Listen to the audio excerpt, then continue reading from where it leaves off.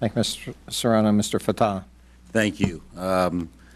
Let me first applaud your efforts. I wrote to you about this whole mortgage fraud area over, I think, 2 years ago, and the fact that this number of cases are quite close to 3,000 now, up from, I think you testified in your written testimony, 400 and so from 2003. I think is extraordinary and important, and I note that there have been significant arrests in Pennsylvania, in and around Philadelphia, and very pleased that the FBI has been quite aggressive on this matter.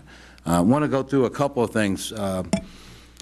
One is your long public service from your days of leaving the armed forces goes over any number of presidents, as best as I can count. You know, Ford and Reagan and Bush 1 and 2 and Clinton and Carter and now President Obama. So you have served in a variety of capacities.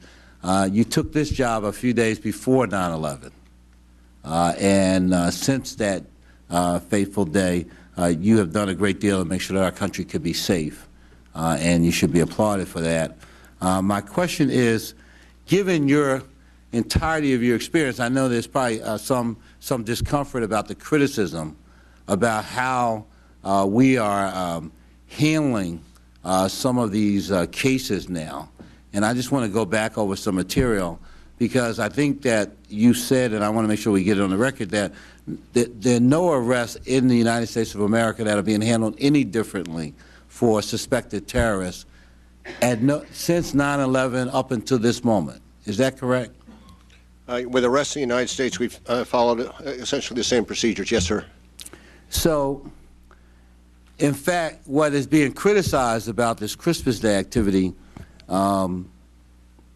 is kind of like somehow we played a weak hand. And from my read of this, it's not actually true. That is to say that what you had was you had a suspect who was injured. That is, an explosive went off and he was injured. And before he could get medical treatment, surgery, he was questioned to make sure that there was no other immediate public danger. And then he went into surgery. And then when he came out of surgery, as many who've been in surgery, he was less responsive. And then after that point, he became more responsive and has been cooperating. Am I mischaracterizing that in any way? No, I think that's accurate. The only thing I would say is that after he came out of the medical procedures, I'm not certain it was surgery, but there's certainly medical. Whatever it was. Burned. Yeah. Okay. He was suffering burns. Is that he was less responsive that evening than he had been before in terms of answering questions. Right, but that the notion that somehow he was being coddled, this doesn't square with the facts in this instance. I'm sorry, sir, I had not heard that word. I'd not. Well, coddled, I mean, there's been a lot of criticism that he's being treated, he's been, you know, he should be, we should be so much more aggressive somehow, you know, like we've been in the past with the shoe bomber. But your testimony is this is exactly the same way these matters have been handled. I think they've been handled pretty much identically, yes, sir. Right. And I want to just cover one other thing now. There's been a lot of discussion about trials. You're aware and you testify about all of the threats facing the country, international criminal enterprises, you know, both the Albanian mafia, the African criminal organizations, you go through a whole list. We have domestic terrorists. You are quite engaged in terms of the drug cartels. We've had a lot of trials in America. Yes, sir. Is there, so you know about, you have an expert view about the threats that face our country. Is there any circumstance under which you would advise our country that we couldn't put someone on trial that we had captured, that we would be unsafe?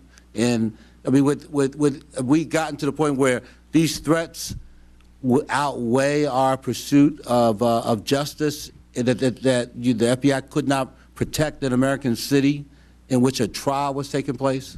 I think we're getting a little bit beyond where I feel comfortable testifying. It's really speculative. Okay.